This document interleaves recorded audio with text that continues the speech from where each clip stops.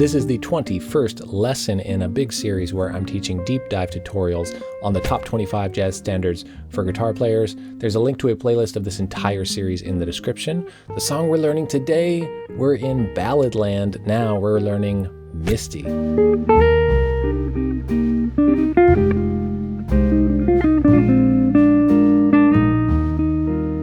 If you're here to just learn the chords or just learn the melody, or you're just looking for tab, just use the timestamp links in the description to go to the section that you're looking for. We cover all of that stuff. Here's what we're going to cover in this lesson. I'll tell you about the song. I'll play the melody with tab on the screen for you. I'll show you two versions of the chords you can play. I'll teach you the scales you can use to improvise over the whole progression, all with demonstrations and scale diagrams on the screen. And every lesson in this series includes a unique piece of advice for how to truly internalize a jazz standard on the guitar, so I will share that. And lastly, I'll give you a guitar listening recommendation for this song. You can access and download all of the learning resources from this whole lesson series and from other lessons on my channel by becoming a premium supporter. There's a link in the top of the description to join. You'll get PDFs of the chord progression lead sheet, the scale breakdown sheets for soloing, the scale diagrams, the chord shape diagrams, and a custom-made backing track with me comping. You'll get everything except for the melody and the tabs of the melody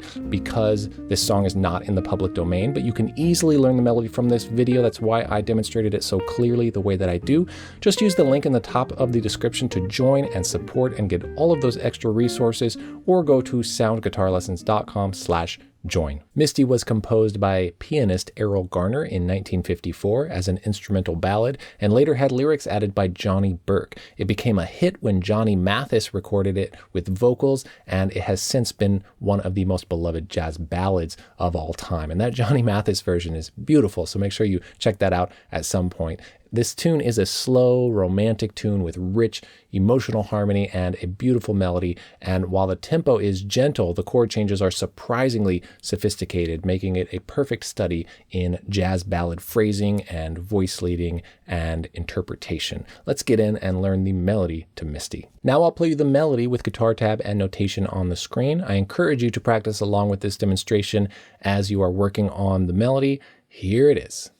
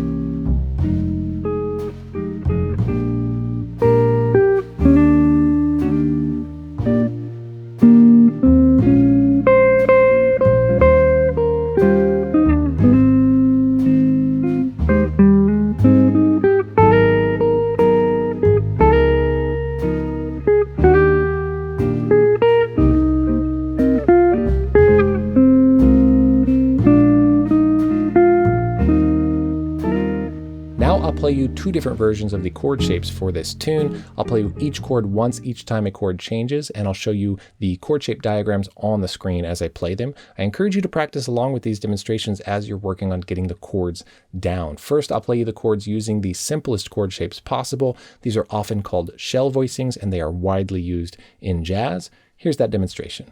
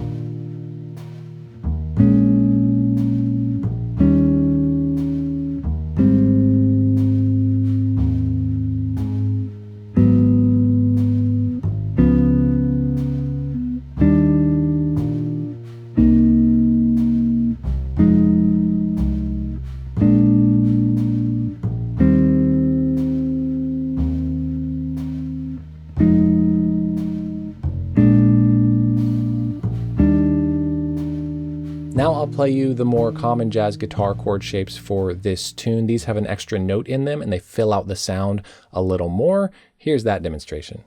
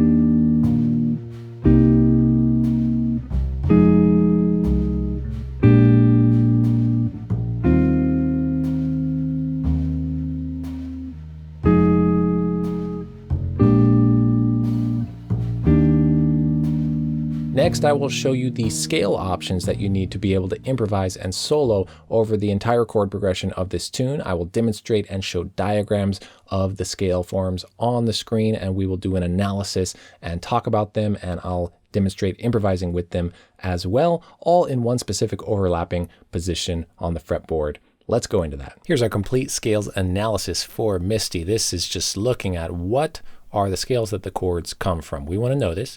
We want to practice this. Do we have to adhere to them strictly all the time? No, absolutely not. That's why I'm going to give you a simplified version of the scales as well. You can go simpler, you can go more complex. We want to kind of study all this stuff, find our own preferences, find our own voice. But this is at the very least a theoretical exercise. You're like, what's up with that chord? Where does it come from? Even if it's happening for one beat on a song, I want to know where does that chord come from? Every chord comes from a scale, comes from a collection of notes. We're in the key of E flat major. We just have a nice E flat major chord there coming from the E flat major scale. And then we just immediately go into changing keys. Not a true key change, but obviously going outside of the key. Now, a couple ways to interpret this here. We have an obvious 2-5 that's from A flat major, 2-5 A flat major. And then this is A flat major, so you can keep that going, 2-5-1, okay, all A flat major, or you can say, well, this is in this key. So this is the 4 chord of E flat major, so you can go back to the E flat major scale here. Obviously, I told us, hey, let's play A flat major through there, but sometimes I hear it as wanting to be instead this being the 4 chord of this key. Right? So knowing your context of all your chords is really important. All these, 2-5s, you'll start to be able to see them really quickly, but does something go 2-5 into not a key itself, but 2-5 into a chord of the tonic key, the parent key, that the whole key center, that the whole song is in. So either one of those makes sense. Then we change, go outside of the key that we're in again. We have another 2-5, 2-5s all over the place. And so if you say, what is this a 2 of? What is this the 5 of? It's the 2 and the 5 of G flat major. But it's going to E flat major. This is called a backdoor dominant. Talked about this in previous lessons in this series. 2-5, this is a whole step below the root and then going up. Really lovely sounding kind of modal mixture kind of sound. Modal mixture is borrowing from the parallel minor, so E flat major and E flat minor. Well, that's exactly what these chords are from, okay? G flat major is the relative major of E flat minor. So another way to think about this is think E flat minor, E flat natural minor, and then E flat major. So I actually had one of our analyses on a different tune have it interpreted that way instead. So you can see how, whatever gets you there, whatever gets you there to be playing the collection of notes that these things come from. So you might want to think E flat natural minor, boom, E flat major, or G flat major, hey, same collection of notes, whatever. So then we just have a nice, simple kind of blue moon progression here with the 1-6-2-5. So all indisputably coming from just E flat major. I love the theory stuff. This is true theory. When I say, hey, some people think of it this way, other people think of it that way, right? Theory is not facts. Theory is theory. You can interpret things all kinds of ways. But then there are these moments that every single person is going to tell you that this is the 1-6-2-5 of E flat major, but every single person is not going to tell you that to think of that as G flat major. You might want to think of it as that, borrowing from the minor. However, that is the same collection of notes that they come from. Obvious 2-5 here, just that is an F major 2-5, and then obvious E flat major 2-5 going back to there. When you play it the second time around, we're just going to land right here on this E flat 6, which E flat 6, E flat major 7, either way, same thing. And then there is supposed to be a chord here that is missing.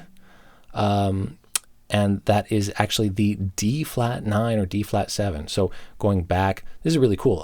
Georgia on My Mind is a tune that does this as well. You land on that beautiful tonic chord and then go down a whole step to a dominant 7th chord and then go back to E flat 6. So this should be E flat 6, D flat 7, or D flat 9. I like to play it with a 9. E flat 6, D flat 9, E flat 6 again, or E flat major of some kind. Really beautiful kind of what we'd call a neighbor chord. You land, you move away, and you come back. Neighbor chord. Here we go to the B section. So we're just going to this kind of like this same type of key change that happened here. So it's the 5 chord of the key. It's off the 5 chord of the key, but it's a minor. So, okay, it's Dorian. So same as A flat major. And then this is altering that chord. So it's like A flat, but it's A flat harmonic minor because it has the flat 9. Please watch other videos in this series because that point will really be driven home for you. You will know that so well when you see flat 9, when you see flat 13, understanding exactly where it comes from. Some of the stuff is hard to, learn how to interpret, but the bread and butter stuff, you're going to know it so well if you watch more of these little analysis segments in this series. You're going to know some of the 2/5s, the minor 2/5s. Just that stuff is great to just have, like the back of your hand. Okay, so we have A flat major here or E flat major, and I know I'm giving you A flat major, and that's what I'll demonstrate and play with so you can hear that. But it's also the 4 chord of the key, so you can think of it as, oh yeah, we're just actually in the 4 chord of the key. Whatever your ear wants, it's one note different. Is it going to have a natural 4 or is it going to have a sharp 4? So sometimes I like the sound of one, sometimes I like the sound of the other. That's the name of the game. That's what we're doing, right? We want to play stuff that sounds good to us and just experiment with the options. So yeah, more just 2/5/1 stuff or 2/5 stuff here. This just F7, interesting placement for that, just F mixolydian. That's just the 5 chord of B flat major. Here's that bread and butter stuff, minor 2/5, 2 and 5 of F minor, so it has to come from F harmonic minor. And then just 2/5, obvious 2/5 of E flat, and going back to E flat. And then just stuff that we had done already. That's all stuff before, and then the rest of this is just all E flat major. So lots of stuff to talk about there. I should have written in some of these alternate options for you, but hey, that's what the video is for, to kind of talk through it. Don't overthink this stuff. Don't sweat it. If I'm like, oh yeah, you could think this as a 4 chord, if it's the right time for you to hear that, where that makes sense, you'll walk away with it as a thing that was a takeaway. If you're not in the right place for what you know already, for that to click as, oh, I never thought of it that way. Great, then just don't worry about it. Take whatever takeaway is right for you in the moment, and all that stuff is going to grow as you continue to learn and practice. When you get your hands on the guitar, that's where the real learning happens, and the best mindset to have around that is that there's literally nothing wrong for you to do as long as you are working on having quality time with the instrument and trying to play through the actual song, trying to actually play through the full song in whatever way you can, and then add crazy details that you're interested in after that. So that's our analysis. Let's demonstrate all of those on the guitar, then demonstrate improvising with them, and then we'll do a simplified scales version, and we'll demonstrate those as well. So here's diagrams of all the scales that all the chords come from for the chord progression of Misty. Here's E flat major.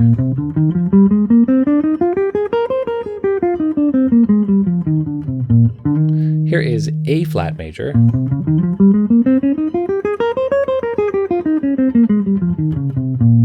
Here is G flat major.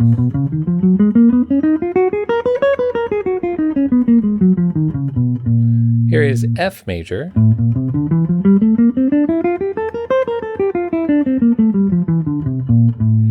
Next is B flat Dorian scale. So we'll play it with the root to root approach. We're going to land on B flat and repeat it every time we get to it.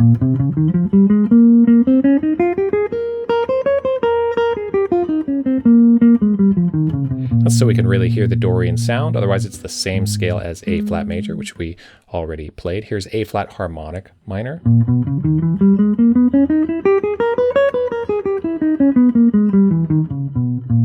Okay, here's the G major scale.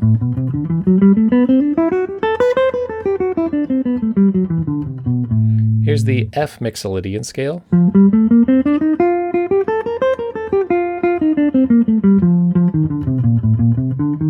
Here's F harmonic minor.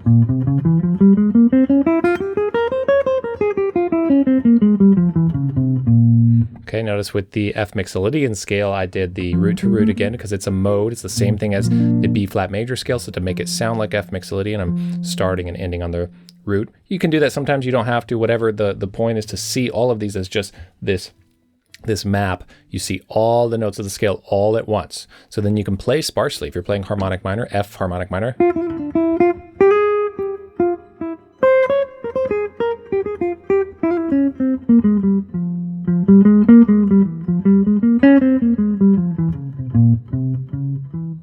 Right, so it's you want to be able to jump to any note in it and just feel so confident about it. So do noodle around with those as well. Those are all the scales. Now I will demonstrate using them to improvise through the entire progression.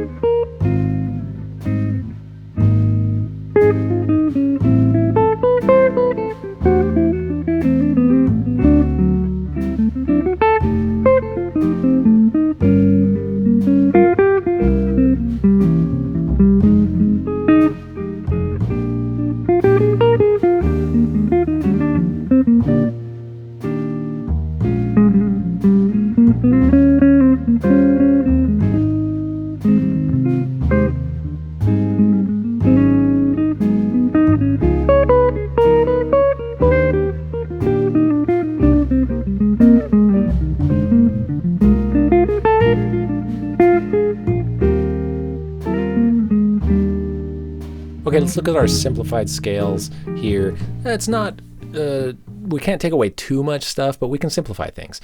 We can let ourselves ignore some information. For example, E flat major, and then just keeping E flat major through this, right? So this F major change here, and just keep it as E flat major, right? Just think in bigger kind of key centers, like what do we have to change to? We get to stay in E flat major here, so that's like all just a bunch of E flat major.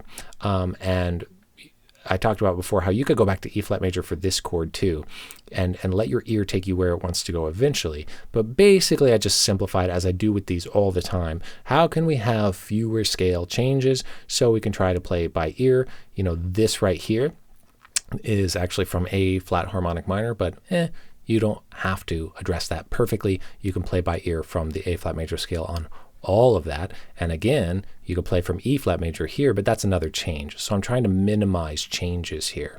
And if something doesn't sound right to you, then find something that sounds right to you. That's okay. This is just to get us in the door, get us playing a version of the song, finding, you know, little changes that we have to do, and otherwise ignore everything else. So I like to still, if there's a really strong kind of minor 2-5, I still typically will just think of it as that, but it's because I've practiced a lot of it. And so to me, it doesn't feel like a compromise at all to target those. It feels like what my ear wants. So as you work on the complete scales version, outlining chord tones, you know, really changing scales in the moment, slowly, little by little, do it 2 strings at a time, 3 strings at a time, stay in one position, you know, be there for the journey, enjoy that process, and it'll feel so good. And then these kinds of things, even if you're trying to minimize the scale changes, if this happens in one measure, you're going to want to address it. It's not going to feel hard to you. It's just going to feel natural to you. So all of this stuff, we're just trying to get it to feel natural. And then once you feel like you can play through the tune with the minimal amount of scale changes, even if some of it doesn't feel quite like what you want it to sound like, well, then you're actually playing the song. And from there, it's a million times easier to start to add complexity in, or adding detail, like, oh, now I can play through the whole song. I know where I am in the tune. I'm not getting lost in the form. I know the melody well enough, and I know scales enough, or chord tones enough, or whatever your approach is that you're emphasizing, to get through it and really feel like, yeah, I played a version of the song. Now, oh, what's that spot that sounded weird? Let me go see if there's something else, right, that I should do there, instead of getting it perfect from the beginning, which you'll never do. It's like writers talk about just writing and then editing later, right? Rather than like, are you going to craft every single sentence while you're writing and trying to think of it, or are you going to try to get a bunch of ideas out and then shape it up later. Let's get playing. Let's get playing real music. So that's the point of the simplified scales. Not much more to say about it, just less scales. And so I'm going to demonstrate improvising with these just so you can hear. I want you to always hear, does it actually work? Can you make that musical? Yeah. So I want to make sure I demonstrate that for you. And it does make it harder. You have to try to be more catchy. You have to try to be more lyrical and sound less like scales because you don't have key changes helping you out. So there's benefits and challenges to any approach. And let's demonstrate that next.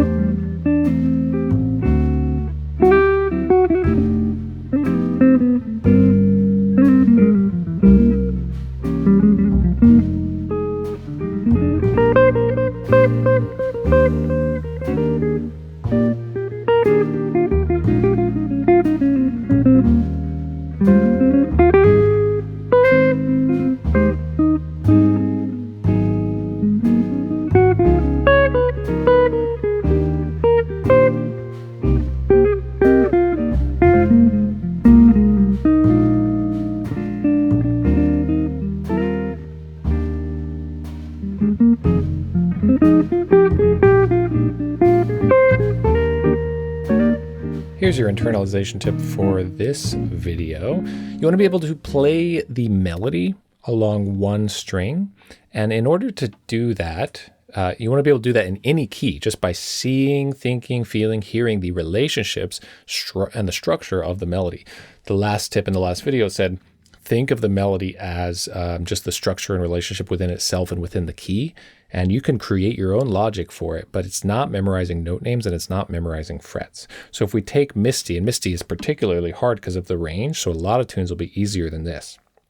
We take and we think of it as 5, 3, 7 of E flat major 7.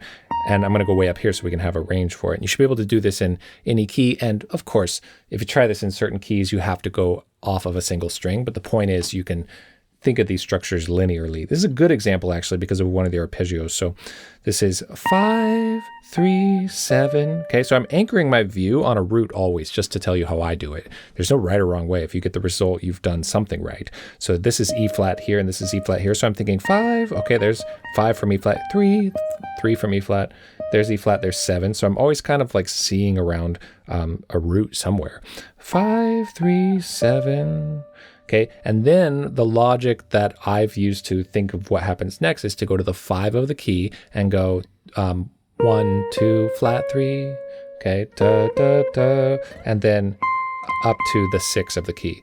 Don't let that confuse you. You need to find your own way to think of it however you want, just to see and hear the structure along one string. So da, da, da, da, da, da, da, da, da, da, da. I just thought of that as outlining a C minor. Root, flat 7, 5, flat 3, C minor 7, which is the 6 of the key. So I'm just having my own logic, not thinking of note names or memorizing the frets. Okay, so do, do, do, do, do, do, do. And then it has this arpeggio, da, da, da. And so I could do it here. But to stay on one string is a great challenge. So you got to go 7. Well, this is the 4 chord of the key. I'm thinking A flat major. I'm not thinking A flat major. I'm thinking the 4 of the key. It happens to be A flat major. So I'm going 7, 1, 3, 5, 7. Okay. And it's okay to do that slowly because you're not really going to actually practically do it along one string, but it's so good to be able to see that. And the rest of it's all just in the E flat major scale. 3, 4, 5, 1, 2, 3, 4, 6, 7, 1, 2, 3. Okay, last video in the series talked about thinking of the scales that way, and so I really rely on that. The key changes in this one make it harder, but you saw that all happen along one string there. So have that on your list of things to be able to do. Think of a melody, play it, be able to see it, hear it along one string, but in any key because you're thinking of the structure, relationships, distances, the numbers of the scale. And again, there's not a right answer. If you can find a way to it, you've found a way to it. Use your own logic. Think of your own relationships, however it works for you. So that's a really good one. That's your tip for this lesson. I'll give you my guitar listening recommendation for this tune in 1 second, but first, you can access and download the learning resources from this whole lesson series and from my other lessons on YouTube by becoming a premium supporter. You'll get PDFs of the chord progression lead sheets, the scale breakdown sheets where we analyzed all the scales for soloing. You'll get the scale diagrams, you'll get the chord shape diagrams, and a custom-made backing track with me comping. You'll get everything except for the melody and the melody tabs, because this tune and many of the tunes on the list are not in the public domain. When a song is in the public domain, I'll provide all of that. But for the rest of them, you can easily learn the melody from this video and from the videos in the series. That's why I demonstrated them so clearly like that. Just use the link in the top of the description to join and support and get all of those extra resources, or go to soundguitarlessons.com/join. If you want a jazz guitar listening recommendation for Misty, I recommend Johnny Smith, the guitarist, and I just listened to it on the album called The Sound of Johnny Smith. I like to feature as many guitarists as I can on this playlist that I've made. There's a link to a playlist of all my listening recommendations for this whole series. There's a link to that in the description. Check out that Johnny Mathis version as well, but I'm specifically recommending guitar versions. But some version, guitar or not, make sure you listen to one over and over when you're really wanting to work on a song, because that really helps a lot. And make sure you're subscribed, because I can't wait to see you in my next lesson. I put out a lesson every single Tuesday. We have a few more in this series coming up, and I have a bunch of other great lessons in the queue as well. Hit that like button and leave a comment to let me know if you liked this lesson. It really makes a difference and it helps the video reach more people. Check out the description for all the links I've mentioned and for how you can support the channel. I appreciate you so much. Thank you for watching. Take care and happy practicing.